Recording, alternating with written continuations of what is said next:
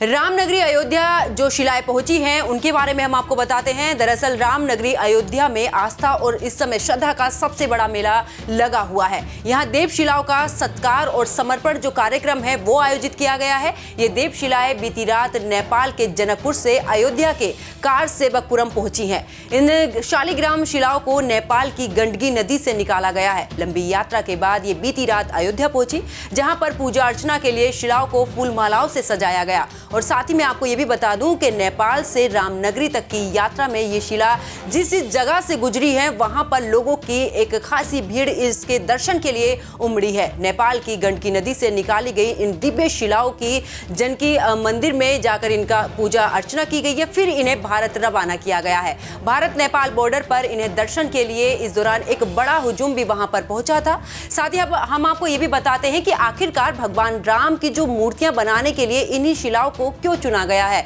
दरअसल जिसकी वजह से ये इतनी ज़्यादा इस समय पर जो हाईलाइट हुई हैं। साथ ही आपको ये भी बता दें कि जो ये शालिग्राम शिलाएं हैं उनको भगवान विष्णु का प्रतीक माना जाता है। शालिग्राम की गिनती भगवान विष्णु के 24वें अवतारों के तौर पर हो रही है और इसी वजह से हिंदू धर्म में ये जो पत्थर है इसकी पूजा भगवान विष्णु के स्वरूप में के तौर पर की जा रही है। पुराणों की अगर मैं बात करूं तो शालिग्राम को भगवान विष्णु के विग्रह के रूप में पूजा जाता है और ऐसी भी मान्यता है कि अगर शालिग्राम पत्थर गोल है तो वो नारायण का बाल गोपाल स्वरूप है। वहीं अगर आपको बता दें कि अगर इसकी जो आकृति जो शिला है वो मछली के अगर आकार की दिख रही है तो भगवान विष्णु का मत्स्य अवतार है। वहीं अगर बात कछुए की करें तो अगर कछुए की आकृति में ये शालिग्राम जो शिलाएं हैं वो नजर आ रही हैं तो उसे कुर्म और कच्छप अवतार का यह प्रतीक माना जाता है। शालिग्राम पत्थर पर दिखने वाला चक्र और रेखाएं भगवान विष्णु के दूसरे अवतार का प्रतीक भी माना जाता है। यही वजह है कि पूजा के लिए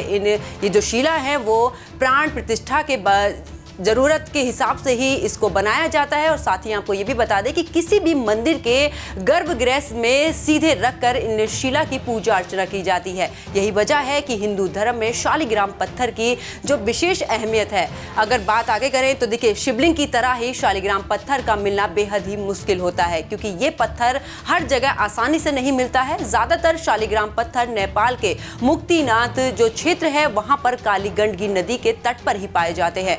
ऐसे कई रंगों में भी ये पाए जाने वाले शालिग्राम का सुनहरा स्वरूप सबसे ही दुर्लभ माना जाता है।